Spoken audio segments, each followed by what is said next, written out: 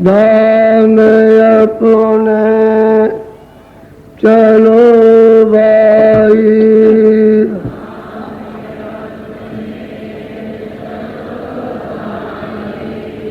नाम अपने चलो भाई,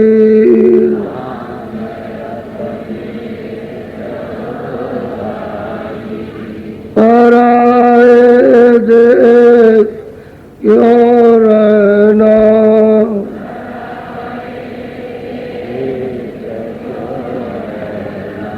काम अपना करो जाई,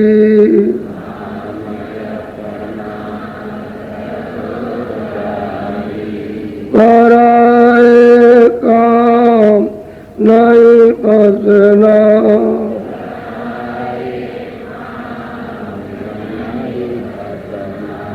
गुरु का नाम संभाले चल,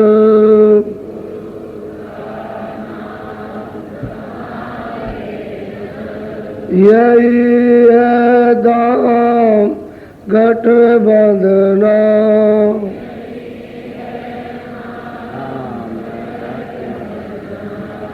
जगत का रंग सब मिला,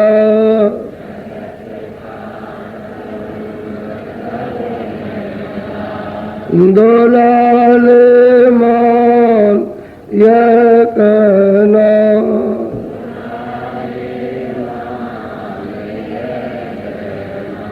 भोग संसार कोई दिन के,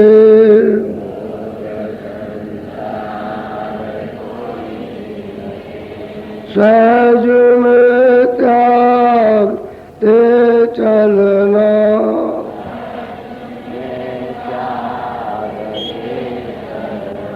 सरल सतगुरु गहोद कर,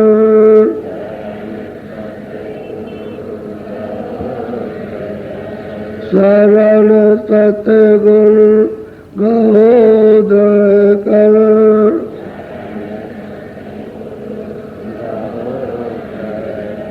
करो यह काज फिर रहना,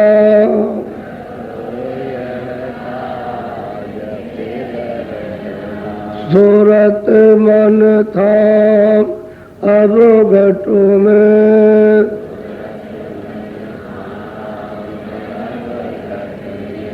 पकड़ धुन ध्यान धर गंगना,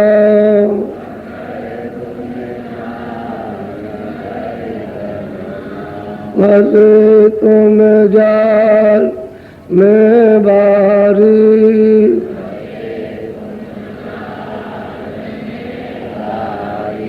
विनायक जो नहीं खुलना,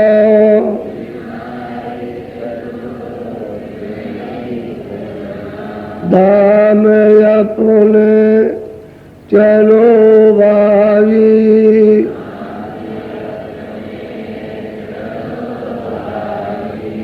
पराए देश नहीं रहना,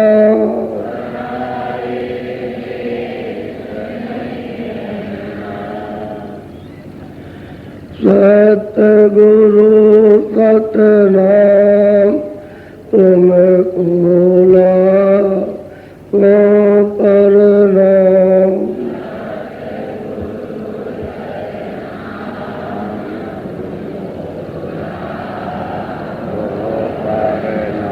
सतगुरु सतनाम तुम कोला को परनाम,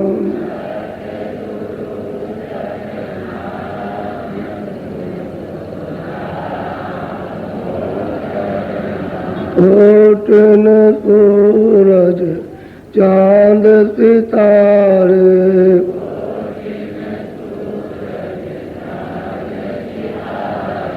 रोम रोम में करे उजारे,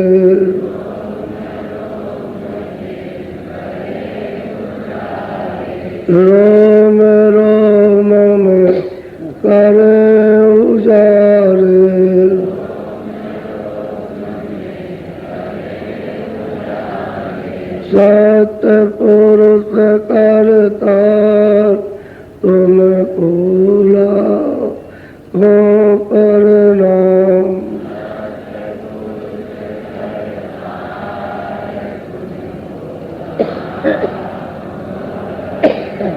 अरबों सूरज चांद सितारे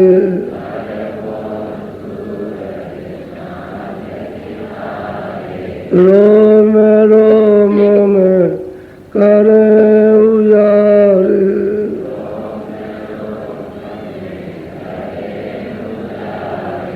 अलग पुरुष करतार तुमको लाखों प्रणाम।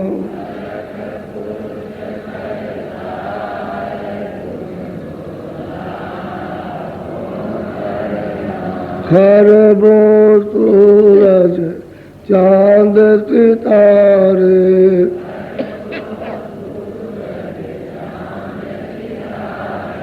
खरबों सूरज चांद सितारे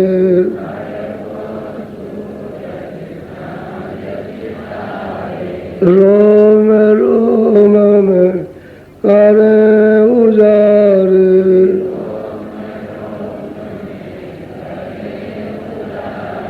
रोम रोम में करे उजारे।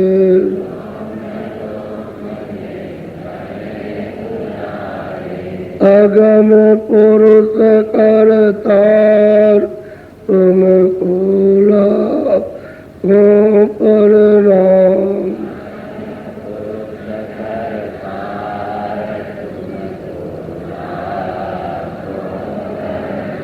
नील नील शशि बाण उतारे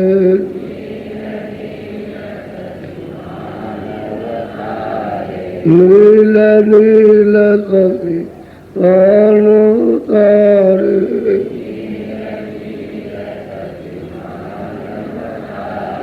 रोम रोम में करे उजारे।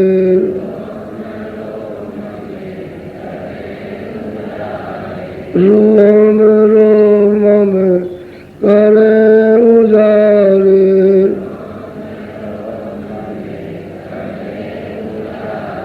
अनामि पुरुष करतार तुमको लाखों प्रणाम।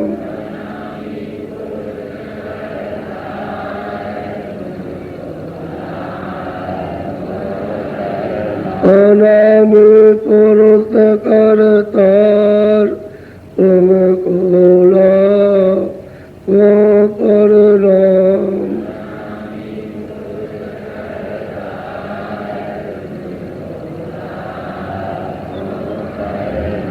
तुमको लाखों प्रणाम। सतगुरु सतनाम तुमको लाखों प्रणाम।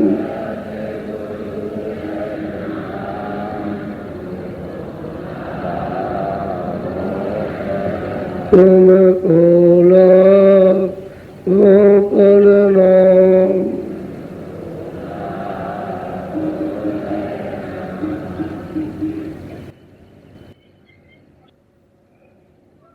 आपके देश की, आपके घर की, आपके धाम की और मालिक की कुछ भी मुख से बड़ाई या महिमा नहीं हो सकती।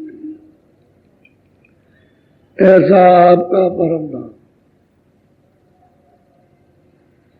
इन दिनों में, इन वर्षों में उसकी खबर लगी कि ऐसा धाम है अखंड। और चलने के लिए कोई सहारा चाहिए। तो जब तक सद्गुरु नहीं मिलेंगे और जब तक उनके द्वारा वो नाम नहीं मिलेगा तो ये जीवात्मा वहां अमर पद में कभी नहीं जा सकती। इस संसार में पहली खोज उन संतों महापुरुषों की हो जिन्होंने उसको पाया, वो मिलना चाहिए। हम लोग अगर ये सोचते रहेंगे कि नहीं उनकी हम पहचान कर लेंगे तो आपके पास में कुछ भी पहचान करने की क्षमता नहीं है, ना आप पे पहचान सकते हो ना बुद्धि से समझ,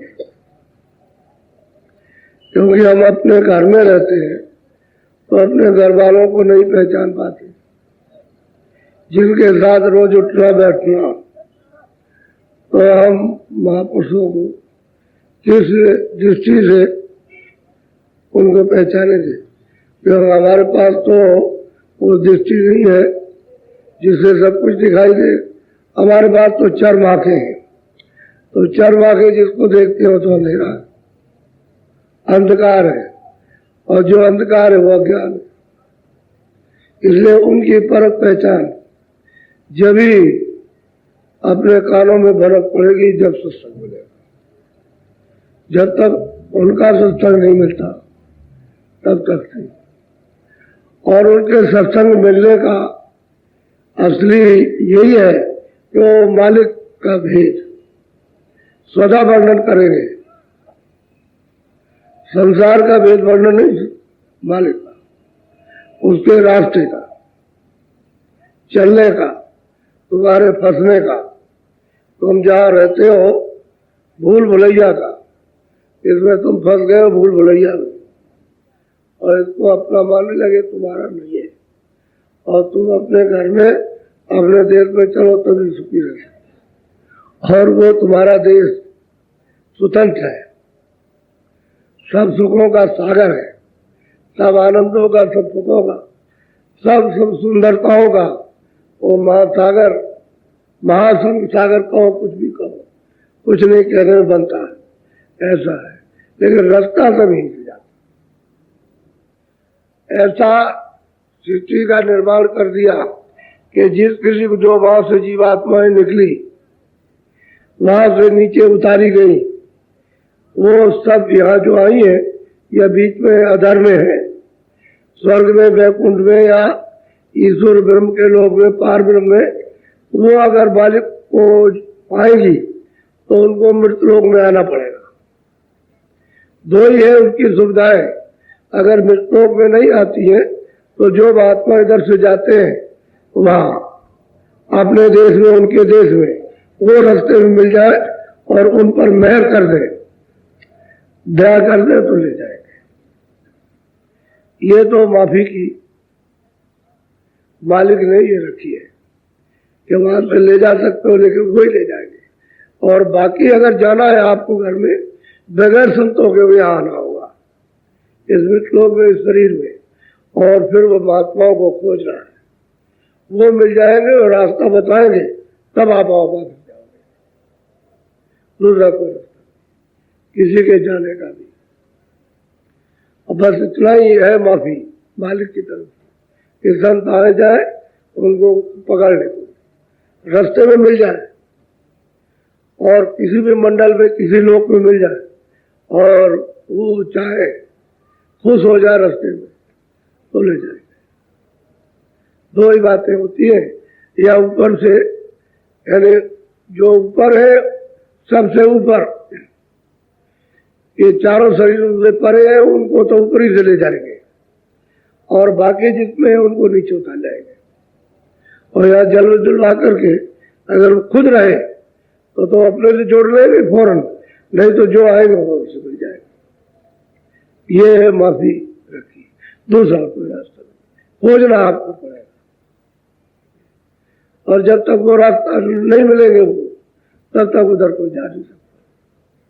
और वो उसी का ही भेद बताते हैं, दूसरी कोई बात नहीं उनके यहाँ रहती। जब मिलेंगे तो मालिक की और रास्ते की और सब वही जाने की, यहाँ न रहने की चर्चा करेंगे। बचो, जल्दी जन्म मरण से हटो, नहीं तो ये स्थान बड़ा खराब है, कर्मों का है, फंस जाओगे, इसमें गिर जाओगे, मनुष्य शरीर से यहाँ धो बैठोगे। लेकिन सत्संग मिलना चाहिए। अब जीव है बेचारे संसार में फंसे हुए, कहाँ महापुरुष मिले, जंगलों में पड़े हुए हैं, बहुत जंगलों में जीव पड़े हैं मनुष्य शरीर में, उनको कुछ पता ही नहीं महात्मा क्या है, महात्मा क्या चीज। जंगल में रहते हैं जानवरों, पशु पंछियों की तरह अपने जीवन को जो उनको मिला उसको बिता लो। मनुष्य शरीर तो सबको समान मिला, और मनुष्य शरीर में सबको अधिकार मिला कि कोई भी भजन कर सकता, लेकिन वो जानते ही नहीं। हाँ, किसी देवी देवता को इन्हीं जंगलों में रख करके बस उसी की आराधना, तो जीवों को काट देते और उन पर चढ़ा देते, वही वो समझते हैं और तो समझते नहीं। ये तो उन लोगों की जो जंगलों में जिनको सत्संग नहीं मिलता है, जिनको शिक्षा नहीं, लेकिन जिनको सत्संग मिलता है, जिनके सामने मंदिर मस्जिद है, वो मतलब है काट के चढ़ाते हैं तो उनको जीवों के प्रति दया है। मंदिर में आ गए, यहाँ भी मथुरा में बहुत से मंदिर है, उनमें जाते हैं, इस मंदिर में, उस मंदिर में, उस मंदिर में, लेकिन जीवों का आदर करते हैं। अब इसका क्या उनको खमियाजा, क्या भोग भोगना होगा, उनको तो कुछ पता नहीं कि कौन से उनके ऊपर कड़ा से गिरने वाले। अब वो तो मनुष्य जीवन का अधिकार, थोड़े दिन की चौज मौज और अधिकार का दुरुपयोग कर लो, और बाकी जब गिरफ्तार हो गए तो बस हमें लगे ये कलयुग पूरा खत्म हो जाए, सत्युग खत्म हो जाए, त्रेता चला जाए और द्वापर चला जाए, मनुष्य शरीर से नहीं मिलता। इतना समय लंबा खत्म हो जाए, और कितने खत्म हो जाए, तभी उन जीवों को मनुष्य शरीर मिलता है। और अभी उन्होंने मनुष्य शरीर पाया। असल में ये राज, ये पढ़ने लिखने से नहीं आता, ये तो जब नाम की सब्जी की कमाई करके जब आकाश मंडलों की खबर गगन की करेगा, ऊपर जाएगा और वहां जाके तब देखेगा, तब मालूम होता है ये राज क्या है। यानी जीव किस तरह से पशु योनि में, पंछी योनि में, कीड़ों की योनि में, जल के जीवों में, वायु में, पत्थर में, किस तरह से कैसे कैसे भेजे जाते हैं, किन किन कर्मों से, ये सब मालूम होता है। तब पता चलता, तब संतों को दया, ये तो सब चले जाए। जो संतों के साधक थे, जो सिद्ध थे, उन्होंने जो साधना की, वो जो संतों चले गए तो वो चिल्लाए। ये गुरु महाराज ने ये सब दिखाया, अरे तुम लोग होशियार तो हो जाओ, कम से कम नहीं तो मनुष्य नहीं जा रहा। कर्म इसी शरीर में लगता, और किसी योनि में कर्म नहीं लगता। चाहे आप चीर डालो, चाहे फाड़ डालो, चाहे काट डालो, उसमें नहीं, वो तो भोग योनि है। ये कर्म योनि है मनुष्य शरीर, पंचभौतिक। बाकी जितनी भी योनियां हैं, पशु पंछी कीड़ों की, जिनको आप देख सकते हो नहीं देख सकते हो, वो सब हो गया। क्योंकि बहुत से जीव रहते हैं, उनको नहीं देख सकते। आप नरक नहीं देख सकते हो बाहर की आंखों से, तो मतलब यह है कि वो ये दशा भोग योनि है सब। ये वो कर्मों का भोग है और भोगते रहेंगे।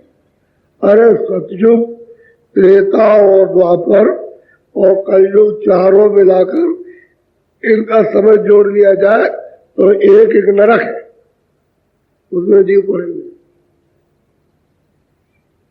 और कितने नाम के नरक है, इन्हें गिनने में नहीं आ सकता। इतने नाम के नरक हैं, तो उंगली में रखा जाएगा इतने दिन तक, तो आपका छुटकारा तो होगा ही नहीं। और दशा हो रही है रात और दिन, एक क्षण भी न दिन को क्षण कहते, छोटा सा समय, उससे छोटा और कोई समय नहीं। कहते उनमें भी घड़ा समझता रहता है। यदि मशीनें क्या चलेगी, ऐसे मतलब चलता रहता और फिर जोड़ देते और फिर काटते रहते और फिर जोड़ते और फिर काटते रहते, दिन और रात। और होती है कोहरा मचा हुआ, कोलाहल, बस चिल्ला रहे, तो में से कोई जाएगा देखने उनको बचाने के लिए? आगे तुम्हारे परिवारी के तो लोग थे जो इस मनुष्य शरीर से वहां चले गए। इसलिए कर्म योनि में आकर के कर्म समझ लो, भोगने का काम मत करो। ये सोचो कि भाई मुझे कौन सा कर्म करना जिससे मुझे छुटकारा हो जाए, मोटी सी बात। तो कल आपको बताया कि सूरत ने ये प्रश्न किया कि आप यहाँ उपदेश देते हैं, कहते हैं संसार नहीं, स्वर्ग नहीं, मैं कुछ।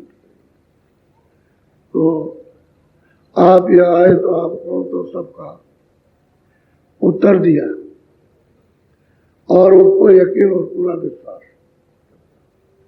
और ऐसा उत्तर दिया कि सबकी समझ में आएगा सब।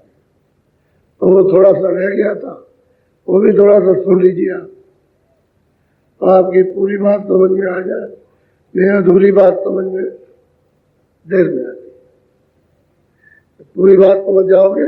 अब ये मालूम हो गया कि वो राम लोक में नहीं, कृष्ण में लोक में नहीं, इंद्र लोक में नहीं, ईश्वर के लोक में ब्रह्म नहीं, स्वर्ग में नहीं, वैकुंठ में नहीं, और पाताल में नहीं, और मृत लोक में नहीं। तो कहते हैं वो परे रहते, और वो कहते हैं कि मैं इससे मैं यहाँ नहीं रहता, मेरा यहाँ रहने का इन लोगों, मेरी एक बूंद रहती, एक बूंद। इन्हें निरंजन भगवान एक बूंद है, उन्हीं की तपस्या से ये सब दे दिया गया नीचे का। ये तो 3 लोगों का है, ऊपर तो बहुत लोग हैं। इन्हें निरंजन भगवान के 3 लोगों से ये, और स्वर्ग वैकुंठ 2, और उनका जो लोक है चैतल कमल के नीचे ऊपर 3, इन 3 लोगों से तो ऊपर बहुत लोग हैं। अब माया का जो लोग है सबसे बड़ा है,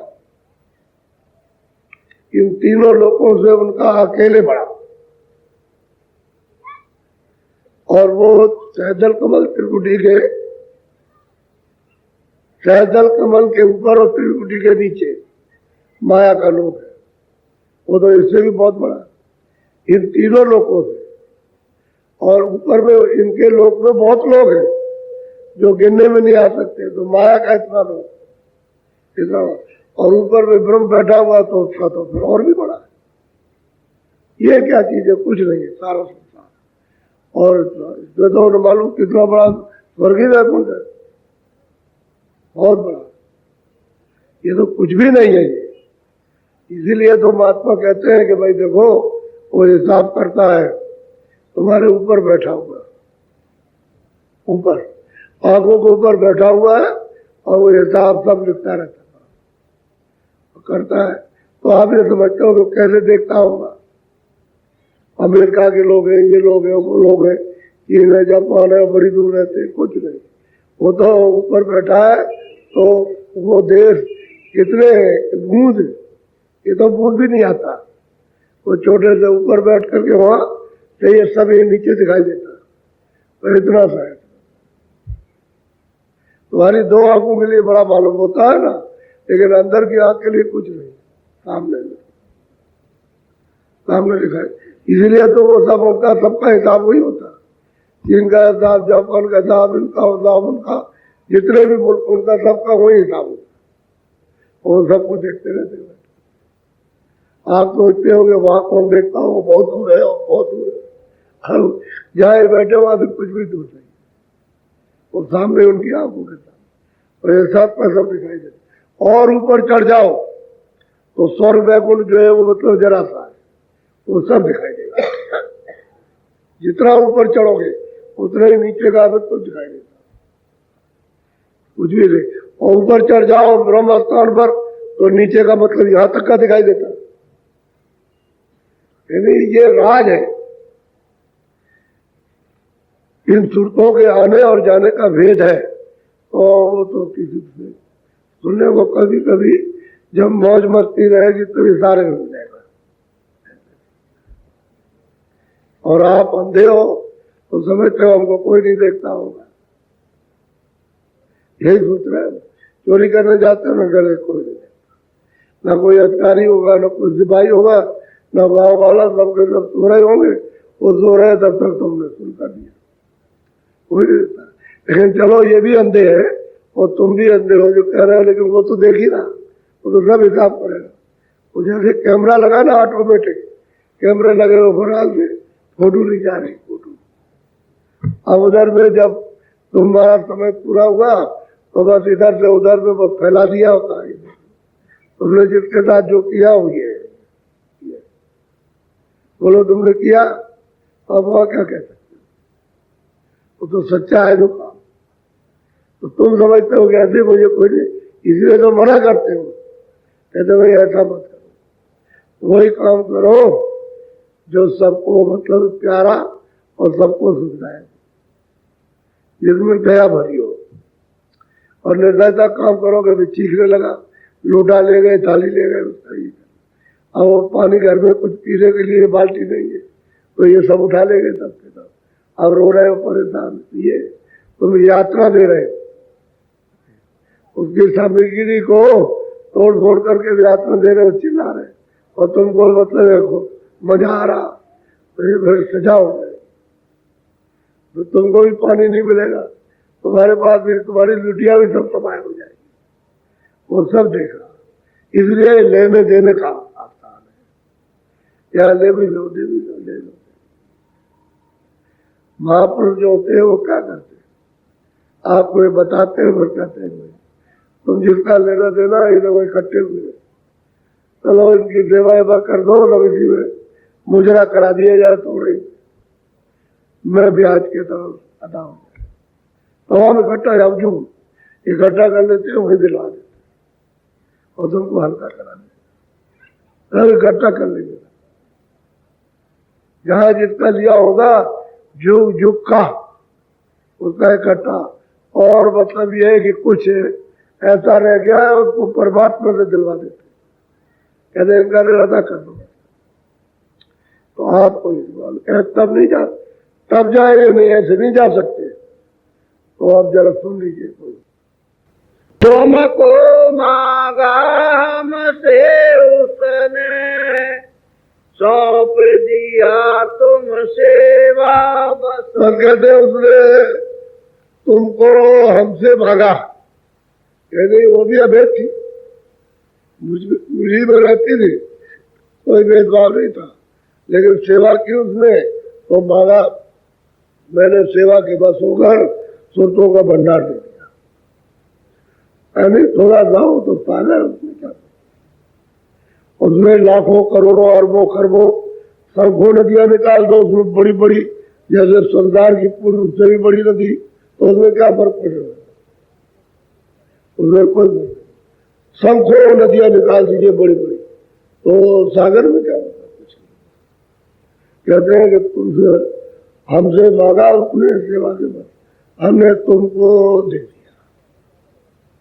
अब वो बहुत प्यार से समझा रहे, ऐसा नहीं कर रहे, अपना मान करके उसको समझा रहे कि तुम हमारी हो, तुम हमारी।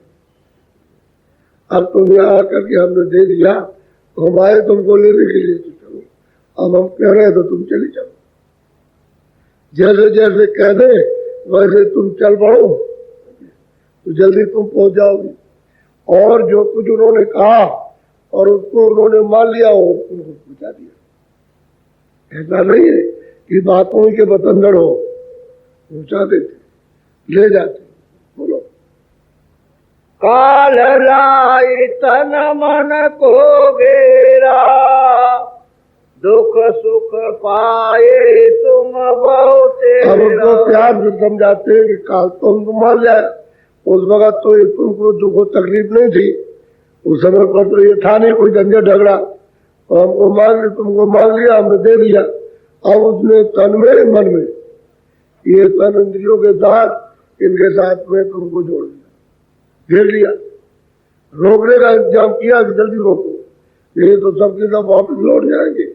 तो तन मन में घेरा, और फिर तन और मन के फिर उसमें ये विधान बना करके कर्म दे दिए कि अब इंद्रियों से ये कर्म करो, तन से और इंद्रियों से और मन इसमें बैठ करके अपना ये सब, तो इसमें ला करके बैठ के कर्मों का विस्तार करके और उसको अधिकार दे दिया, घेर लिया, अब वो जाने नहीं देता। तो रास्ते में एक दो अड़ंगे लगे, रास्ते में इधर से उधर ऊपर नहीं, और दो आंखें बंद करो तो जरा सी अगर कुछ जागृति आए तो फौरन तुमको चाहेगा, अगर संत नहीं मिलेंगे तो फौरन कहते हैं कि दीपक जला बुझ जाएगा, जैसे तुमने जलाया फटा घेर लिया तो जाने दी करने कुछ नहीं देते। और स्वर्ग की तरफ जाओ तो रो काटोगी, बैकुंठ की तरफ जाओ तो रो काटोगी, ईश्वर की तरफ तो कोई जा ही नहीं सकता, जहां पर वो बैठे हुए उधर कोई। संतों के जवाब कलयुग में कोई किनारे नहीं रहा, तो तुमको मतलब यहाँ रोक दिया और तुमको यहाँ दुख दिया, तकलीफ दी, बहुत पीड़ा दी, और रो रही चिल्ला रही। बोलो, दुख में देखा तुमको जब ही दया उठी हम आए। अब कहते हैं जब दुख में देखा तो दया उठी, तो फिर मैं वहां से जा रहा मृत लोग में, सतलोक से अनामी पद से यहाँ पर मैं आया हूँ तुमको ले जाने के लिए। मृत लोग मैं आया हूँ, तुम बोले चलो मेरे साथ अपने घर में चलो, जहाँ तुम पहले रहती थी। बहुत प्यार, इतना प्यार कौन करेगा। आई किया हम शब्द उपदेशा, शब्द माए तुम करो। मैंने सबको आकर के उपदेश किया कि भाई दूसरा और कोई रास्ता नहीं है कि आने का ही की जाने का। मैंने उनको भेद बताया गोपनीय अंदर का, और शब्द का मैंने भेद खोला कि भाई नाम आ रहा है उसको पकड़ो, और मतलब ऊपर में आकाश में गगन में चढ़, वहाँ सब तुमको मिलेगा, मिलता जाएगा। सुरतों ने और भी प्रश्न किए कि लोग स्वर्ग कहते बैकुंठ कहते कि हम अब दिखाएंगे तुम चलो ऊपर में, आंखों को ऊपरी तो ये सब है, तो तुमको ऊपर मिलेगा, तुम देखती चलना, चलती चलना, देखती चलो, छोड़ती चलो, जैसे यहाँ छोड़ना है अब छोड़ दे। वहां कौन सी सुख की जगह, अरे थोड़ा सा और ज्यादा, और क्या यहाँ है तो ज्यादा, यहाँ छड़ेगा वहां थोड़ा सा ज्यादा, बस इतना ही, उसको भी छोड़ देना, लेकिन चलो तो ऊपर पे कम से कम तुमको दिखा देंगे और वहां से निकाल लेंगे, देख लेना खूब अच्छी तरह। बोलो, साध साध पौड़ी हम रची, चले चले पहुँचो नगरी। बस कहते हैं कि शब्दों की हमने सीढ़ी बनाई और उस पर तुम चढ़ो, हम मदद करेंगे चढ़ने में, स्थान दर स्थान, यानी लोग दर लोग, जितने भी ऊपर से नीचे लोग उनमें होकर के जाना। ऐसे नहीं कि ऐसे आंख बंद की चले गए, नहीं, वो तो आंखों के ऊपर आंख खुलेगी, जहाँ तुम बैठे हो दोनों आंखों के मध्य में, उसी के ऊपर से जब आंख खुल जाएगी तो सब खुली आंख, तो मतलब अंधेरा कहीं भी नहीं मिलेगा, किसी लोग किसी स्थान पर सब दिखाई देता जाएगा। जैसे हमने सीढ़ी बना रखी, तुम चढ़ो और सब तुमको पकड़ो, चलो अंदर रास्ता खुला हुआ, तो ये इतना ही बंद है, जितना ये पूरा कचरा तुम्हारे इस हृदय में, तुमको तो ये पता ही नहीं कि इधर हृदय है, तुम तो सब कहते हो ये हृदय, इधर हृदय नहीं है, ये हृदय आंखों के ऊपर, यानी इस आकाश के ऊपर हृदय है, जो दोनों आंखों का आकाश इसके ऊपर है, ये सूरत इसके ऊपर बैठी है, ऐसी रचना इस पिंड की है। आपको ऐसे पता नहीं चलेगा जब तक अंदर की आंख नहीं खुलेगी, तब तक मतलब आपको मालूम नहीं होगा। जब आप स्वर्ग में कुंड देखोगे तो कहोगे भाई तो शरीर में तो नहीं है इतनी बड़ी रचना, शरीर में तो अंधेरा है, तब समझ में आता है जब हम तो शरीर से बाहर निकल आए, और ये रचना तो बहुत बड़ी रचना। हम वहां से नीचे को देखते हैं तो नीचे कुछ नहीं, ऐसे देखो वो मित्र लोग वहां से दिखाई देता मृत्यु, तो मित्र लोग क्या है, बड़ी दया आ गई, वहां में आए और सबको एक तरफ से शब्द का नाम का उपदेश किया कि पकड़ो जल्दी से, देर मत करो। और कलयुग सस्ता युग है, कलयुग कर्ज युग है कि मैं ऐसा रास्ता बताऊंगा इधर करोगे, इधर लो सीधा सीधा। कलयुग समझो गान नहीं जोड़ना कर, अब वो विश्वास होना चाहिए ये रास्ते से। और बीच में मीन में करो। इन लोगों से कहता हूं भाई तुमने दवा तो सब खाई, और हम कहते जाओ दवा खा लेना, तो आपका तो दवा तो खा चुका, तो तुमने बात को काट दिया और ये बात कट गई। यदि तुमको बताया कि तुम दवा खाओ तो तुमको ये कहेगा अच्छा हम खाएंगे दवा खाएंगे। ये क्यों कह दिया कि आपने हमने दवा खा ली?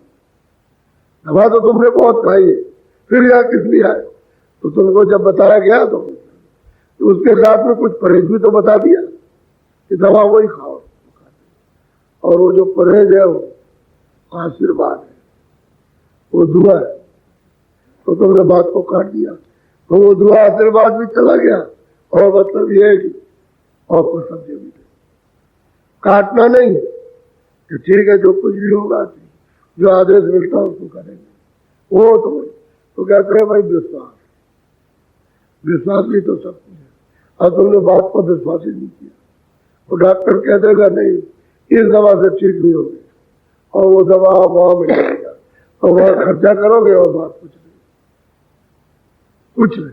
मैं कलकत्ते में गया, एक आदमी मेरे पास आया, कह रहे कि कान में दर्द है।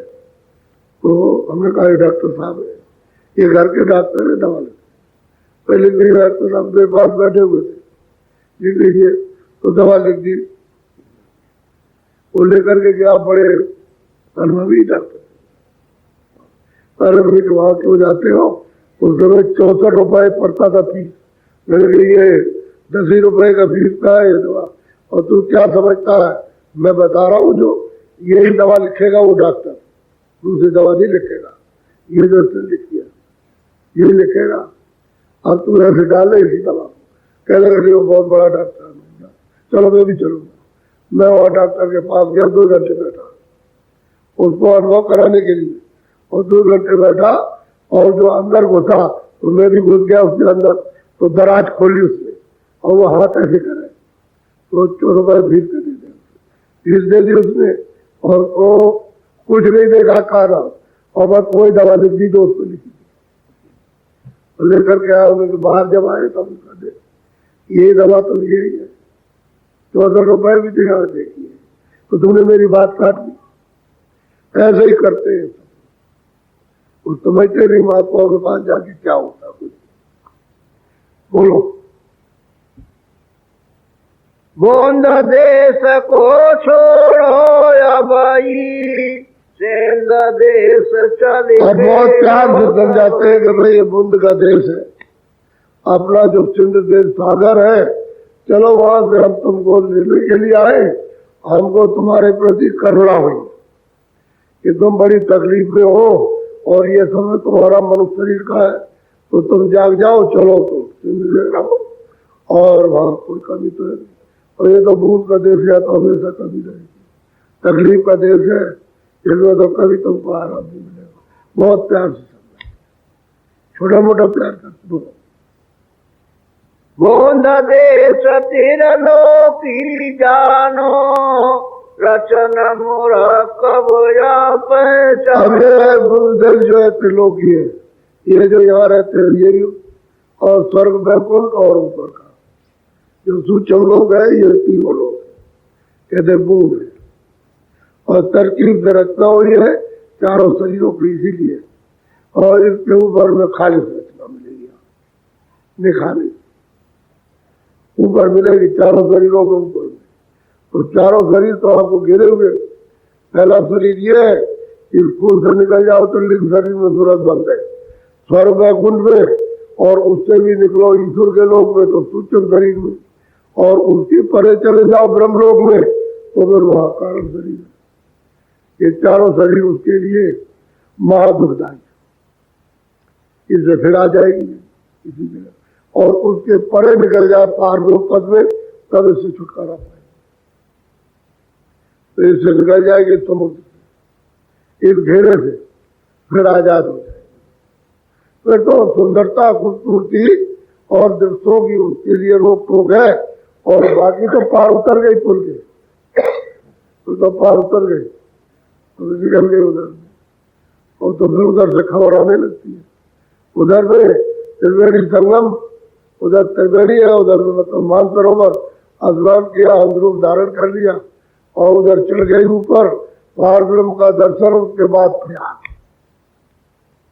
इतनी बड़ी नदी बह रही है कि सब ब्रह्मांड उसमें चले जाए और उनका ये भी पता नहीं चलेगा कि इसमें लोटा छोड़ दिया कि भूल छोड़ दी, कुछ नहीं मालूम। इतनी बड़ी प्रयागराज नदी, नदी जिसको कहते हैं गंगा जमुना सरस्वती नदी बह रही है, इतना बड़ा है। और तुम लोग उसको एक तमाशा समझते हो, तमाशा नहीं है वो। जो कुछ भी उन्होंने जो कुछ वर्णन किया है वो आपकी समझे एक भी चौपाई नहीं आ सकती, जरा भी समझ। क्यों? आंखों के ऊपर कहा लिखा तो समझ में आएगा क्या? तुम छाया में लिपटे हुए हो और छाया में लगे रहो, बचाओ। सब लोग छाया में लगे, चलो पूरा भगो, पश्चिम भगो, यहाँ भगो, वहां भगो, और सब छाया में लगे हुए। हकीकत असलियत नहीं, असलियत तो आंखों के ऊपर चलो, सब कुछ पता चलेगा। वहां भी छाया की छाया। बोलो। 5 तत्व तीनों गुण मिले, यह सब 10 आपस में। कहते हैं 5 तत्व और 3 गुण, रजोगुण, तमोगुण, सतोगुण, और जल, पृथ्वी, अग्नि, वायु, आकाश, ये इंद्रिया सब मिल गए। अगर यहाँ जीव को फंसा दिया। अब गैल गली तो बंद हो गई, अरे रास्ता तो बंद कर दिया, अब भटक रहो। अब बाहर के दरवाजे सब भाग रहे, तो आपने अपना बोध तो खत्म कर दिया। अब तो मतलब तुरंत जड़ हो गई। गोस्वामी जी महाराज कहते हैं जड़ चेतन ग्रंथ पड़ गई, इस जड़ के साथ में चेतन की ग्रंथि पड़ गई, गांठ बंध गई, और यह दिव्य ढूंढी है लेकिन खोल नहीं सकते हो, खुलेगी नहीं, क्योंकि अब बन गए, आप कर्मों के साथ में बन गए, उलझ गए। अब अपने आप को सुलझ नहीं सकते। ये तो जंगल की झाड़ियां हैं जो तुमको चारों तरफ से बेल फैल करके बता दिया। अब इसलिए कहते हैं हम तुमको जगाने लेके आए, जिताने आए कि बुंद दे दे, चलो गुरसिंध दे दे। इतने याद दिलाते हैं गुरसिंध है और ये बूंद है। बोलो। रन मिल कर इन रचना ठानी, तीन लोक और चारो। कहते रल मिल करके इन्होंने मतलब है रचना तैयार की, और फिर इन्होंने 3 लोक और 4 खाने, अंडज, पिंड, जो स्थावर, और उसके बाद में नर, ये सब इन्होंने मतलब रची। अभी तो इन्होंने सब रचा है, अभी आपको अच्छा दे देंगे, बस आप जितने देंगे जब ये सब बन बना के तैयार हो जाएगा फिर अच्छा। क्योंकि जब आप प्रधान बनाओगे तो पहले कोठी तैयार करते हो, ये गलती करेगा तो इसको कहा, अब गलती करे तो रखने की जगह नहीं तो पहले बना देते। जेल खाना पहले, तो 4 खानों के 4 बड़े बड़े सेंटर जेल खाने, अंडज, पिंड, जो स्थावर, और फिर छोटी छोटी जेलें, 84 लक्ष्य। ये मतलब है जूनियर, वो छोटी जेल, बड़े बड़े जेल खाना बंद कर देते। और निकलेंगे 1 करोड़ बरस, 2 करोड़ बरस, चलो बस उसी में चक्कर मारते। कहते हैं दल मिलकर के इन्होंने संविधानदार बना करके लीगा रची, और जीवों को उधर से वापस जाने के लिए बंद कर दिया। अब नहीं जा सकते, आगे ही रुक गया। बोलो। चलने की तो करी तैयारी, स्वामी से जो वचन उचारी। अब सूरत कहती है कि मैं चलने के लिए बिल्कुल तैयार हो गई, लेकिन मुझे संशय हो गया, संदेह हो गया, और वो उनसे पूछना चाहती है कि संदेह हमारा बेटा, तो क्या संदेह हुआ? बोलो। संशय एक उठा मोरी भारी, तो निर्वार करो विस्तारी। कहते भाई संशय उठ गया है स्वामी, मैं तो आपके प्रति विश्वास करता हूँ, मेरी प्रीत है, लेकिन संशय उठ गया है, निर्वार कर दीजिए, इसका निराकरण कर दीजिए, समझा दीजिए। ताकि हमारा संशय मिट जाए। अरे हमारे से मतलब है जितने लोग हैं सबका मिट जाए, क्योंकि वो तो सूरत सबके लिए प्रश्न कर रही है, अपने लिए नहीं कर रही। बोलो। सेवा बस तुम काल को सौंप दिया। अब जो महापुरुष यहाँ आए उनसे कहते हैं कि आपने सेवा के बाद काल ने सेवा आपकी की और आप सेवा से प्रसन्न हो गए और सेवा के बाद होकर के आपने मुझको उसके हवाले उससे सुपुर्द कर दिया। अब तो मैं उतना हो गया हूं और आप इतने युगों के इतने कल्पों के बाद आए हो, तो डर रही है, भयभीत होती है। तो क्या होती है भयभीत? सुन लीजिए। बोलो। तो अब कौन भरोसा है फिर भी ऐसा हो। अब वो कहते हैं कि स्वामी मैं आप पर कैसे भरोसा करूं, अगर फिर वो आपकी सेवा करने लगे और मुझे आप वहां ले चले पहुंचा दे और सेवा करके फिर आप खुश हो जाए और फिर खुश होकर के मुझको उसे दे दे, फिर दे दे, इसका संशय मुझको हो गया, इसका निवारण कर दीजिए। फिर भी हो सकता है ऐसा तो आपकी सेवा करने लगे और आप पर उस पर आप खुश हो जाए और मुझको दे दे, फिर उसके हवाले करने में तो बहुत मार खाऊंगा, बहुत मेरी पिटाई होगी, फिर तो मुझे कभी छोड़ेगा ही नहीं। तो ये जो संशय आ गया इसका निवारण कर दिए, विश्वास दिला दीजिए। बोलो। तब स्वामी हंस कर यो बोले कहूँ वचन में तुमसे खो। अब वो कहते हैं महापुरुष इसी शरीर सूरत को समझा रहे, कहते हैं इसी शरीर में आकर के क्या मैं तुझको विश्वास दिलाता हूँ और वचन अब मैं खोल के साफ साफ यानी कहता हूँ एक भी वचन झूठा नहीं होगा, सब सच्ची सच होगा। अब तू सुन ले। जान बूझे अमलीला ठानी मौज हमारी हुई सब। वो कह रहे भाई हमने जानबूझ करके सब लीला की, हमारी मौज हो गई, हमारी इच्छा थी, हमने ये सब लीला की और उससे तपस्या कराई और उससे तो उसको खुश हो गया और मेरे मतलब ये है कि तुमको उनको दे दिया। तो जानबूझ करके हमने कोई ऐसा भी अनजान नहीं किया, क्योंकि हमको यहाँ से सब गंदगी को सब बाहर निकाला था, वहाँ कोई गंदगी नहीं, सतलोक में अलग लोक में अगर अनामी में कुछ भी नहीं, सब गंदगी को बाहर कर दिया। ये सब गंदगी जल की, अग्नि की, वायु की, इसकी और मतलब लिंग शरीर सूचन शरीर जितना मसाला सब वही था, उसको सबको बाहर कर दिया। मौत काल रचायम समझ बूझ के बिना काल नहीं खो। अब वो कहते हैं महापुरुष के सुरतो हमने काल को जो मतलब है रचा है उसको जो भेजा है अपने से अलग करके, तो जानबूझ करके भेजा है। क्यों? कि काल के बगैर जीवों को दयाल उसको कदर नहीं हो, जब वो मारेगा और पीटेगा तब दयाल की कदर होगी, नहीं तो जब कुछ करे दयाल को लोग भूल जाएंगे। मैंने समझ बूझ के रखा और तुमको भी सेवा के बाद दिया, समझ बूझ के दिया, ऐसे नहीं दिया। बोलो। कदर जाल नहीं बिना काल के मौज उठी सब। कहते हैं कि ऐसी मौज उठी है कि बगैर काल के दयाल मतलब ये दयाल की कदर नहीं, उसका आप जान ही नहीं सकते हो। वो जब इधर रहेगा तभी आप दयाल को समझ सकते। सब मौज हुई, हर तरह की मौज में हुआ, उसकी मौज में दखलंदाजी क्या कोई कर सकता? अभी जितना उसने रचना रखी है बहुत कुछ रख सकता, वो तो सागर है, उसमें क्या कुछ भी उसकी इच्छा है जो चाहे सब कुछ कर सकते और कहा सुरतों को दे सकते कहीं। बोलो।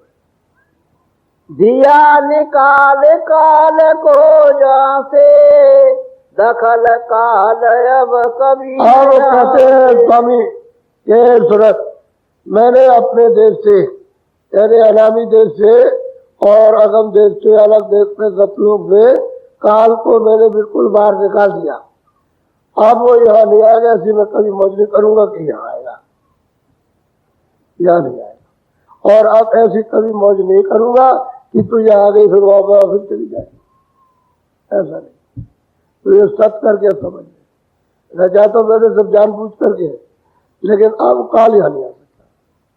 जो अब सिंध देश में पहुंचेगा वो जाता ही नहीं, जा ही नहीं सकता, क्योंकि उनको निकाल के सबको बाहर कर दिया। हाँ, अब ये रचना का जो सिमटा होगा जब भी, क्योंकि सिमटा तो होगा ही, तो वहां तो जा नहीं सकता। बोलो। मैं समर्थ हूँ सब विधि जाने, वचन मोर तूने। अब अपने आप को कहते हैं कि सूरत में समर्थ हूँ, तो जब विश्वास कर मैं सब कुछ कर सकता हूँ। समर्थ हूँ, इसको विश्वास कर ले और मेरे बच्चों को अभी मान ले। चल मैं अभी तुझे ले चलूंगा। बोलो। काल न पहुँचे उसी लोक में, अब न करूँ कभी ऐसी और उसको वचन दिया कि काल तो उस लोक में कभी जाएगा नहीं, सतलोक में, और मैं अब ऐसी कभी मौज नहीं कर सकता हूँ कि स्वतों का भंडार दे। अब जो आई हुई है मैं उन्हीं में से ले जाऊंगा, क्योंकि खुशी में दे दिया, अब ऐसे ले नहीं जा सकता हूँ। तरीके से ले जा सकता हूँ तो तरीके में आ जाओगे, उसके घेरे में तो ले जाएंगे, और तुम उसमें फंसे रहोगे तो नहीं ले जाएंगे। और मैं ये काल का काम करना नहीं चाहता, क्योंकि तकलीफ तो रूहों को ही होगी। जबरदस्ती करेंगे तो ये कहने लगेंगे आप काल है, आपने काया ले लिया, आप काल, हमको वेदना हो रही, तकलीफ हो रही है, तो वो कहते हैं आप नहीं, क्योंकि हमारे हाथ तो जाएगा नहीं है। मैं तुमको वचन देता हूँ और ऐसी मौज में कभी कर नहीं सकता, और तुम अगर एक बार पहुंच गई तो कभी आ नहीं सकती। पूरा विश्वास दिलाया, पक्का। दबता है जिसके सामने क्या बचन की पूछ रहे। बोलो। एक बार यह मौज जरूर, अब मतलब नहीं जाए। कहते मैं एक बार जब उन्होंने तपस्या की है और उनसे प्रसन्न हो गए तो रचना करने की मौत थी, तो एक बार ये हो गया, अब कभी नहीं, हमेशा की। कहते हैं ऐसी मौज अब कभी नहीं होगी, एक बार हो गई, क्योंकि उनको मसाला सब निकालना था वहां से, उसको सब बाहर करना था, तो बाहर कर दिया। वो कर लिया तो निर्मल स्वच्छ पवित्र एकदम, उसमें कोई किसी तरह की कोई रेखा कुछ भी नहीं, कोई अंत रूप में भी उसकी जरा भी छाया भी नहीं वहां पर। बोलो। तू शंका अब मत कर मचित में, चलो देश हमारे। कहते हैं सुर तो तुम शंका मत करो चित्त में, जरा सा भी कुछ सोचो साजी, चलो तुम मेरे साथ में, मैंने मतलब रेलगाड़ी लगा रखी है, उसी पर बैठ जाओ, चलो तुमको ले चलो।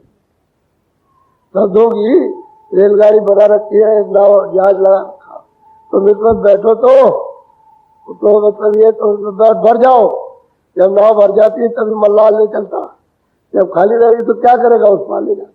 जब जहाज भर जाएगा तो छोड़ दे, एकदम ज्वार भाटा है, चलो तुम अपने देश में सुख से रहना। अब ऐसा कभी नहीं, तुम पक्का विश्वास रखो। बोलो।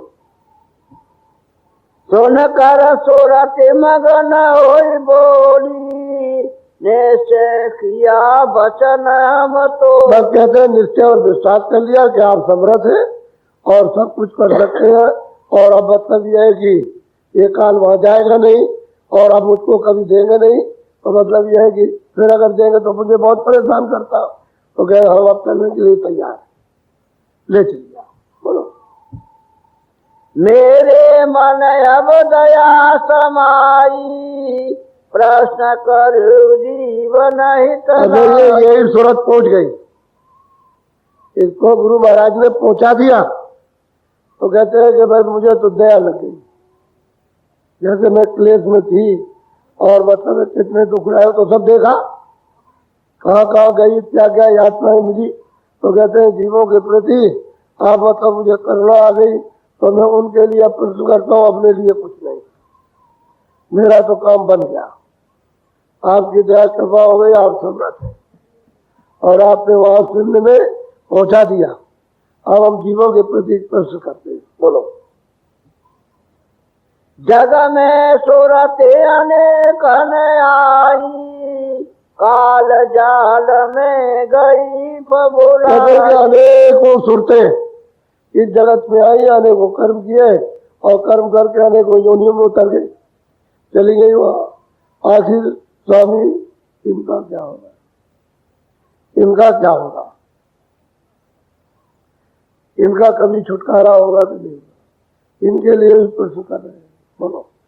कोई कर जप कोई तीरथ दाना, कोई मूरत कोई तप अगर देखो कोई तीरथ कर रहा है, कोई जप करता है किसी नाम का जो कुछ हो, कोई मतलब मूर्त को रख करके पूजने लगा, कोई कुछ करने लगा, कोई मतलब जल को मतलब है जो करता है, कोई सूरज को, कोई चांद को, मतलब ये जो जिसकी इच्छा आई। कहते हैं इन जीवों का क्या हो, वो पूछ रही है कि इनको कुछ मिले लगा, ये ऐसे ही कर रहे हैं।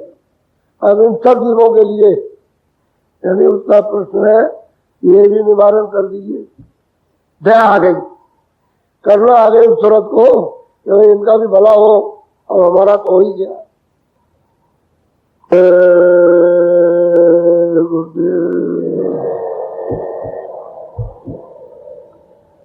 ये होली का त्योहार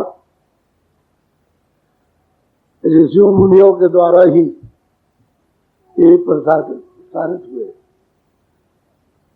इन्हें उन्हीं के द्वारा ये रखे गए। अगर हम उस तरह से उनको अगर मानते रहते और उसके भेदभाव को समझते रहते, तब भी किनारे रह लगे रहते, तब भी किनारे पर रहते। तो वो तो जो महात्माओं ने बताया जिस आधार पर ये हुए, तो भाई मतलब ये है कि प्रहलाद, उसके मतलब ये है कि वो मतलब अल्लाह को सब नाम नहीं लेने देता था, तो मतलब उनको विश्वास था, और वो गोद में रख करके जलाना चाहती थी, वो जल गई।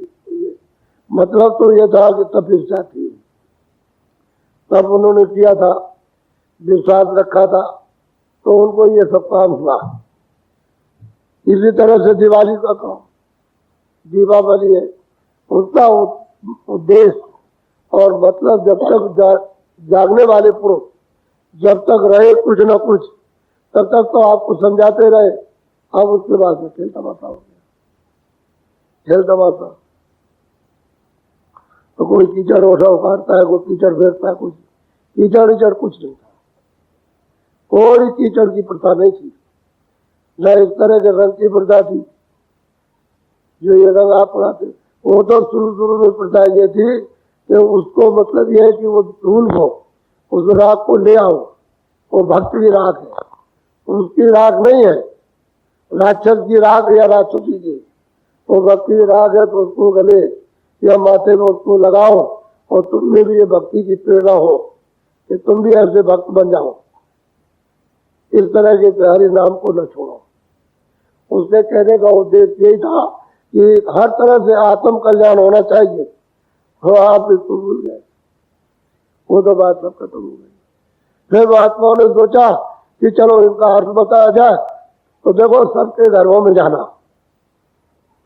इसके घर में जाना, उसके घर में जाना, उसके घर में जाना, उसके घर में, और फिर उसके बाद में तुम उनके घर में, तुम उनके घर में, छोटे और बड़ों के सबके यहाँ जाना और आपस में गले मिलना, पैक करना और माफी मांगना कि हमसे कोई गलती हो गई हो तो अब हम कभी नहीं करेंगे, समय आचना।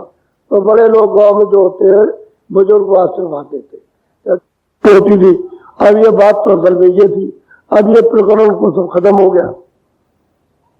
माफी मांगने का, सम्मान करने का, पैर छूने का, गले से मिलने का या टीका तिलक लगाने का, ये तो सब खत्म हो गया। ये रंग नहीं था। अरे गुलाब तो खुशबूदार होना चाहिए था, तो उसका लोग बनाते थे, बड़ा खुशबू होती, और वो फौरन मतलब जड़िया तो छूट जाता था। असली तो चीज बात ये थी, लेकिन आप ये सब भूल गए। वो तो बात अब रह नहीं गई, तो खत्म हो गई और विरोध और जाता, गांव गांव घर घर में जाता विरोध। हम उसके यहाँ नहीं जाएंगे, उसकी शकल नहीं देखेंगे। पहले तो शकल भी देख लेते थे, अब उसकी शकल भी नहीं देखना, और ज्यादा खटता। अरे मैं तीर्थ त्योहारों में खटता, तो महात्माओं के याद कराने के दिन थे। ये आप अगर सही इतने त्योहार है महात्माओं के, यानी कोई मंगल, कोई बुध, कोई त्योहार, कोई भी यानी नहीं छूटता और कर नहीं सकते।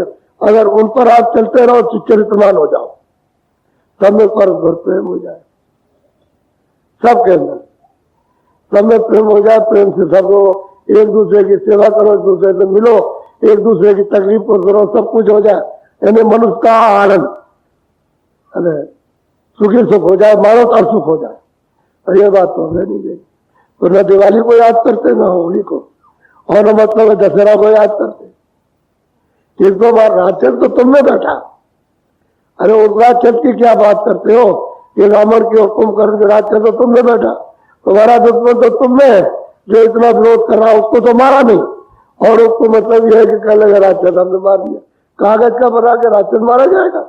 इसके अंदर मनुष्य शरीर में राक्षस बैठा, उसने नहीं आपने दमन किया। अरे उसी को मारो, उसी को दमन करो। अगर उसको तुमने जीत लिया तो तुम्हारा आत्म कल्याण हो, सबसे प्रेम हो जाएगा। जब आत्माओं से प्रेम करोगे तभी तो उस तरफ को जा सकोगे। वो तो आपने प्रेम किया नहीं, तो भजन ध्यान क्या करोगे? पूजा पाठ, ये भजन